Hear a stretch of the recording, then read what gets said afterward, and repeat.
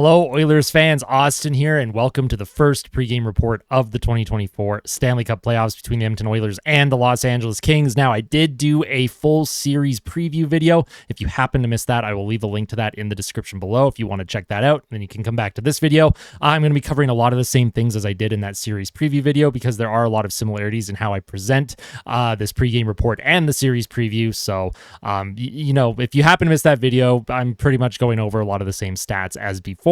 Although the only thing different is my player to watch and score prediction for tonight. Also, before I get into the meat and potatoes of this video, you still have time to submit your bracket to the bracket challenge and join the Austin Hockey League. I will leave a link to that in the description as well. You have until 5 p.m. Mountain Time to get those in and join the league. There's already almost 100 of you that have joined that Austin Hockey League. There will be some prizes at the end of the playoffs for the top performing brackets. I haven't decided what exactly the prizes are going to be, but I'll make sure that they are hockey and Oilers related and make it pretty fun for you guys. I just want to give back to a community that has given me so much over the last several months. I'm excited for the playoffs to start. Let's jump into this. So when we head into the projected lineup here, this was from practice. It was revealed that Evander Kane has a sports hernia injury. It is a core body injury. Apparently he has been dealing with that for most of the season.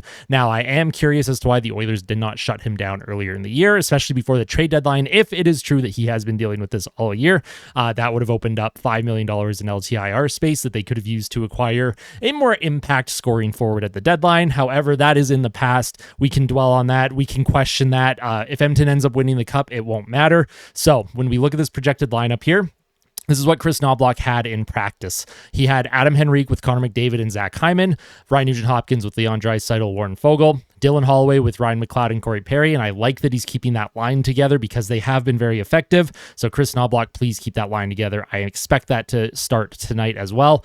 Fourth line was Evander Kane, Sam Carrick, Matthias Janmark. The extra forwards were Sam Gagner, Derek Ryan, and Connor Brown. I don't expect Evander Kane to go. He might play just because hockey players do that sort of thing. I would recommend that he does not. I just think he won't be effective along the boards and on the forecheck, getting down low in the corners, throwing hits. Sports hernia injuries are probably not fun to deal with based on what I've heard and read about them, and you are definitely not at your physical self that you need to be at, especially in a playoff series, and it's going to be grindy against the LA Kings. The LA Kings are big. They will pound you in the corners and along the boards when you dump that puck in, and trying to get through the neutral zone against them as well would be very difficult with an injury like that. So for the Oilers' sake and for Evander Kane's health, I wouldn't mind if he sat. Keep Dylan Holloway in. I am curious if Connor Brown will get into the lineup here because he was listed as an extra forward with Ryan and Gagner. I would like to see Connor Brown in over Janmark personally. I think Brown is the better penalty killer. I think he is better on the forecheck and he's better at creating offensive chances. He doesn't bury a lot of the offensive chances, but he is better on that forecheck.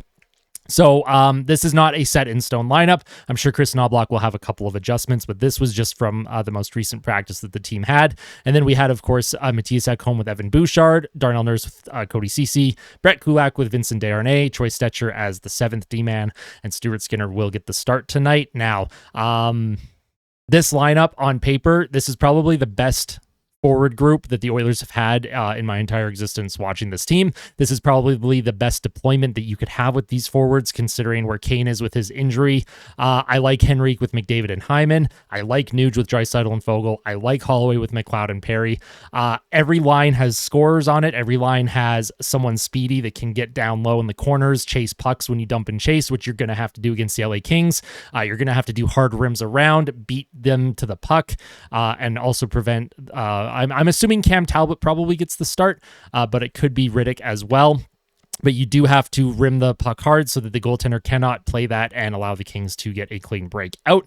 I do like this lineup. If this is what it is, I have no issues with this at all. This is the best way to, put the lineup out against the Kings. And with this forward group, I'm looking forward to seeing how this game plays. So when we look at the stats, this was during the regular season. For both clubs, the Kings were 44, 27, and 11. Expected goals for was 4th. Their power play was 12th. Their penalty kill was 2nd. So if the Oilers get power plays, it will be difficult to score on the LA Kings. However, the Oilers have had a few power play goals against LA this year, so they are a team that they have found a way to beat the Kings on the power play.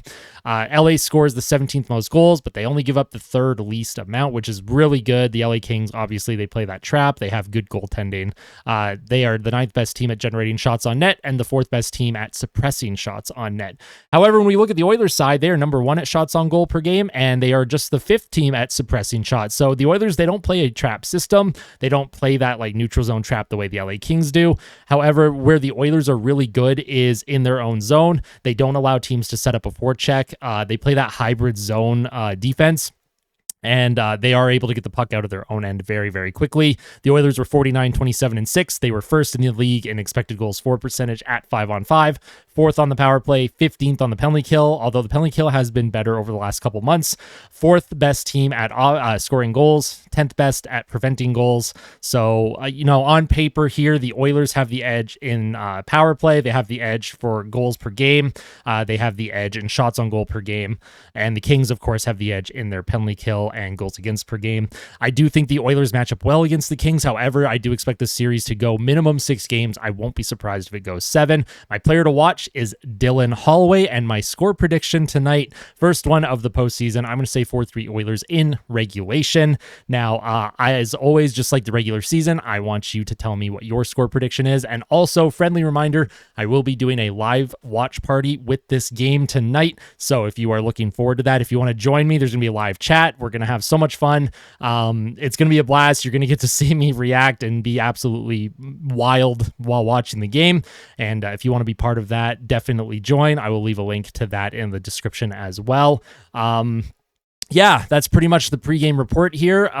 It's not as much for me to cover as I did in that series preview, just because I did go pretty in depth with this. So again, looking at the Oilers here, I like the chances. I'm looking forward to this game one. I think it's going to be a lot of fun. What are your score predictions? Let me know in the comment section below. Let me know how you're feeling as well. Let me know what your heart rate is. Let me know what your pregame meal is. Let me know what your during the game, what you're going to be drinking and all that good stuff. I look forward to it. As always, if you like these videos, make sure you hit like. If you really like them, make sure you hit subscribe. Tell somebody that you love them before the game tonight. And let's go Oilers. I will hopefully see you during the live stream. I cannot wait. It's going to be so much fun. Take care, Oil fans.